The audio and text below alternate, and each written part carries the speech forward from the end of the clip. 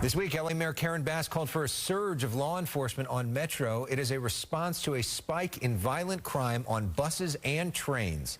The motion calls for members of the 4 local law enforcement agencies that currently police Metro to walk through cars and ride buses on overlapping shifts. Now, one of those agencies is the LA County Sheriff's Department, and with that, Sheriff Robert Luna joins us now for an exclusive interview on the Fox 11 News at 6 o'clock. Thank you, Sheriff. It's good to see you.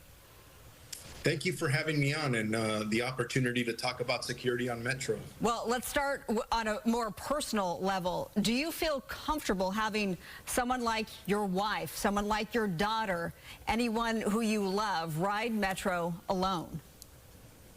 I would. I would recommend that they do because I believe that between not only the LA County Sheriff's Department, our partners at LAPD and Long Beach and Metro, are doing a pretty good job of security. Actually, I think we're doing actually a really good job, but we have had these tragedies and none of that is lost on us. So for us, we want to do the best that we can. So we're going to continue to work hard. Just so all the riders know, first of all, they are going to see more police presence, at least from the LA County Sheriff's Department. I can't speak for LAPD, but I understand they probably will as well. But that's a short-term fix. Staffing isn't going to fix everything. Long-term, I think we need to have some serious conversations about fare evasion, the code of conduct. I think we're going to have to really look at other ways of doing it. And if you don't mind, if I can just throw out a really quick stat. When we look at violent crime, at least for the portion of the line that the LA County Sheriff's Department covers over about the last year, there is a significant amount of suspects that are being arrested for violent crime, and 94% of them have not paid their fare. They've evaded the fare. So for our partners at Metro and other law enforcement agencies, we're going to have to go back and look at that topic and try and look at this holistically and see what we can do to improve the safety of the riders on our trains and buses. The sheriff is joining us on location for work, and it's not the greatest Wi-Fi signal, but we appreciate that we're having this conversation at all because it's important to talk to you, and we're all going to get through this. You said that you feel like you all are doing a really good job. We've had reports almost every single night of violent attacks on Metro, on people that are drivers for Metro, on folks that are riding on Metro. For people that hear that really good job, how do you say that? Because I believe that, and I can speak for LA County Sheriff's Department, we're working out there. We have close to 300 full-time deputies that are working on the line. But yes, you are right. At the end of the day, my stomach cringes when I hear about these incidences. We had a shooting last night within our jurisdiction in the city of Commerce. Our deputies were there within 2 minutes. And within 25 minutes, we apprehended the suspect. We believe that we have the gun in custody. But at the end of the day, there's a victim of a homicide. That is unacceptable. So we will continue to work hard. We will continue to have a presence out there. And it's not only in patrol that we're doing this. If you look at the overall crime stats, and I know it is dangerous to talk about crime stats in a moment like this where somebody lost a loved one. And at the end of the day, that's what matters. But if you look at violent crime over this last period, we're down about 10% with the ridership increasing. So when I say we're doing a pretty good job, could we be doing a better job? 100%.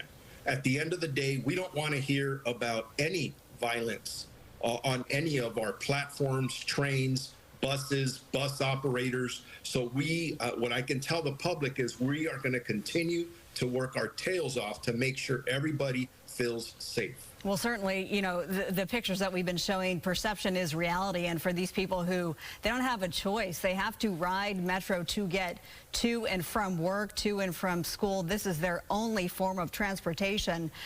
You can understand why perception becomes reality, because this is all that they're seeing. This is all that they're experiencing. It is their reality. Do you have, sir, enough deputies, though, to keep Metro and then also the rest of LA County safe, noting that your department is already stretched really thin?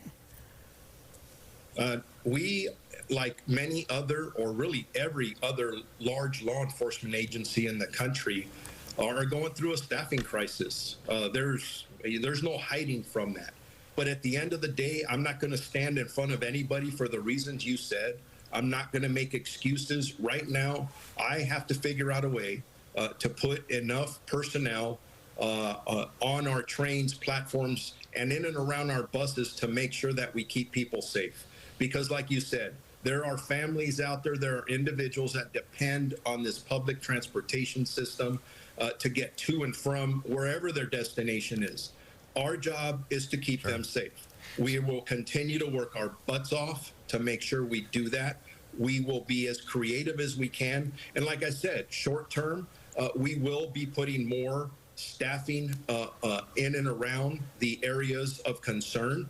Long term, we have to sit down and figure out a different way. Well, and part of that, you just, the last several years, you talked about this. A lot of talk about, hey, let's let people ride free without stopping them or questioning them about fare or even the code of conduct.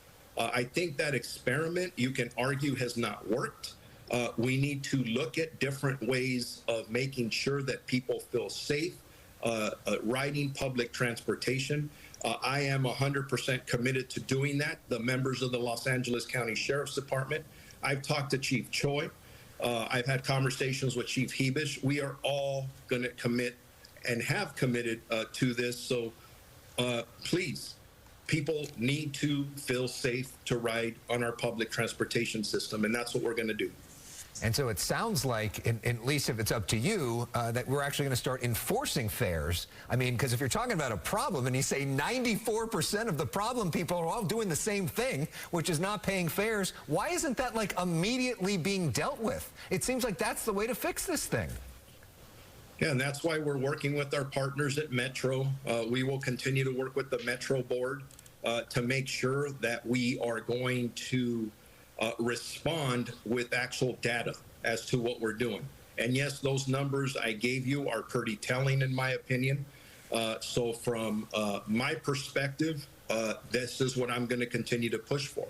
And Alec, you and I have been at separate, or I should say at different press conferences where you were covering the governor's Proposition 1. A lot of the individuals that we're dealing with are suffering from mental illness and addiction.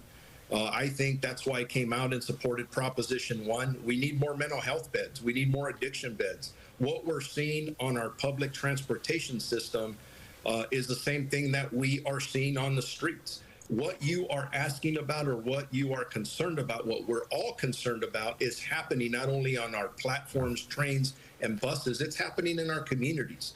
And that's what our people are working very hard to address. Obviously, a lot of work needs to be done to make Metro safer. LA County Sheriff Robert Luna, we thank you for being with us. Thank you for having me.